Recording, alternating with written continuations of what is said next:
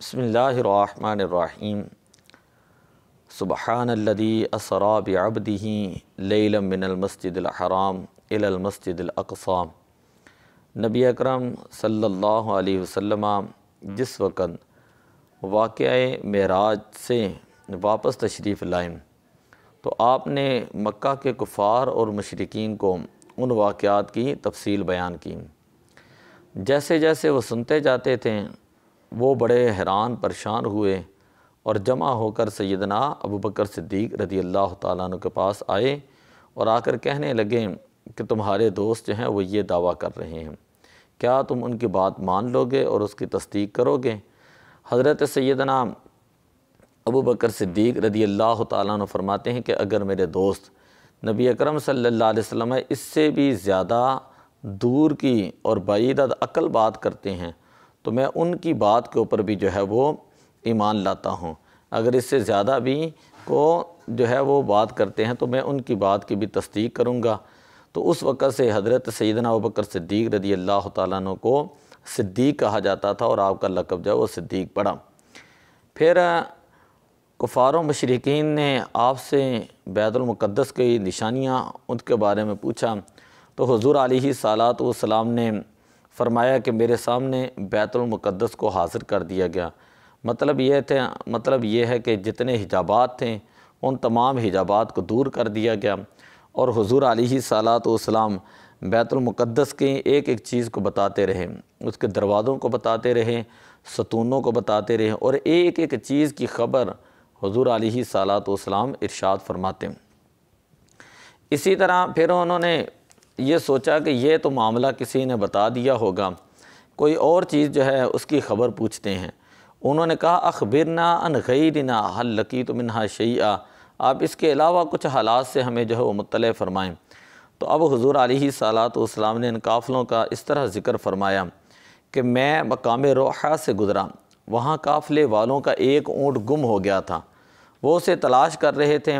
میں ان کے سامان کی طرف آیا، وہاں کوئی شخص نہ تھا، ایک پانی کا پیالہ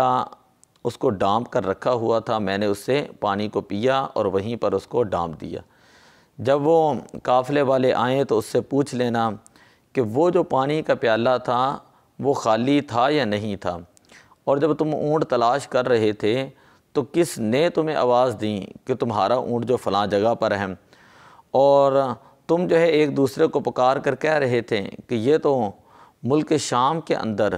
محمد مصطفیٰ صلی اللہ علیہ وسلم کی آواز ہے، یہ کیسے یہاں پر پہنچی؟ پھر تم نے اس آواز پر عمل کر کے اس جگہ پر پہنچے اور وہاں پر تمہیں اپنا اونٹ مل گیا، یہ بہت بڑی نشانی تھی۔ اب مشرکین کہنے لگے کہ اس کے علاوہ کوئی اور واقعہ سنائیں،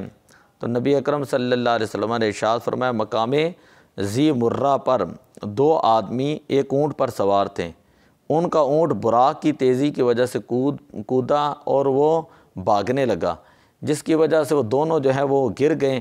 اور ایک کا ہاتھ کلائی سے ٹوٹ گیا۔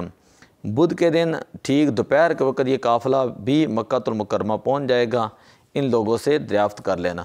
اب مشرکین کہنے لگے کسی اور قافلے کے بارے میں بتائیں، تو نبی اکرم صلی اللہ علیہ وسلم نے ارشاد فرمایا مقام تنعیم سے گزرا تو وہاں ایک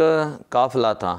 اس قافلے کے آگے آگے خاکستری رنگ کا ایک اونٹ چل رہا تھا جس پر دو داری بورے جو ہیں وہ لدے ہوئے تھے۔ اب یہ لوگ قافلوں کا شدت کے ساتھ انتظار کرنے لگے اور ذی مرہ والے قافلے کے انتظار میں عین دوپہر کے وقت گھروں سے نکل کر پہاڑی پر آئے تو دیکھا کہ وہ قافلہ سرکار دو عالم صلی اللہ علیہ وسلم کے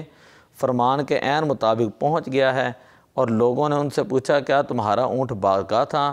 اور ہاتھ کلائی سے ٹوٹا تھا؟ تو جس شخص کا ہاتھ ٹوٹا تھا اس نے اپنا ہاتھ دکھایا اور کہنے لگا جو کچھ حضور علیہ الصلاۃ والسلام نے بیان فرمایا وہ بالکل درست ہے۔ اسی طرح دوسرا قافلہ جو مقام روحہ جو ہے اس نے وہاں سے آنا تھا اور بدھ کو پہاڑ پر پہنچنا تھا، یہ جب دن آیا تو قریش پہاڑ پر آ کر بیٹھ گئے، قافلے کے انتظار میں تھے کہ غروب آفتاب کے وقت یہ قافلہ پہنچ جائے گا۔ تو حضور علیہ الصلاۃ والسلام نے دعا فرمائی،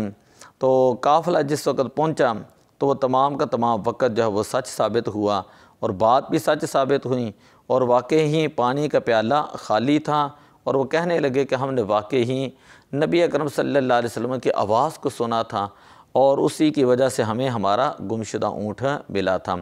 اور یہ تمام کے تمام لوگ جو ہیں وہ یہ سن کر ایمان لے آئے، اور جو کافر تھے وہ کہنے لگے یہ ولید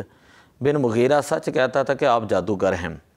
اسی طرح انہوں نے تیسرے قافلے کے بارے میں بھی جو حضور علیہ الصلوۃ والسلام نے ان کو چیزیں بتائیں تھیں اسی کے مطابق ہی ہوا۔ تو خلاصہ یہ ہے کہ حضور علیہ الصلوۃ والسلام نے ان کو قافلوں کی خبر دیں، کافروں کے آنے کی خبر دیں، اور جب وہ قافلے عین اسی وقت پہنچے تو بہت سارے لوگ جو ہیں حضور علیہ الصلوۃ والسلام کے ان واقعات کو سن کر جو ہے وہ اور ان معجزات کو دیکھ کر، خبروں کو دیکھ کر، کلمہ پڑھ کر جو ہے وہ مسلمان ہو گئے۔ معراج جو ہے وہ حضور علیہ الصلوۃ والسلام کی شانوں میں سے ایک شان کا نام ہے۔ حضور علیہ الصلوۃ والسلام کو اللہ تعالیٰ نے اس رات فضائل، مناقب اور محاسن عطا فرمائے۔ فرق مطلوب و طالب کا دیکھے کوئی، قصہ طور و معراج سمجھے کوئی۔ کوئی بے ہوش جلووں میں گم ہے کوئی، کس کو دیکھا یہ موسیٰ سے پوچھے کوئی۔ آنکھ والوں کی ہمت پہ لاکھوں سلام، مصطفیٰ جان رحمت پہ لاکھوں سلام۔ الصلاۃ والسلام علیک یا رسول اللہ وعلی آلک و اصحابک یا حبیب اللہ۔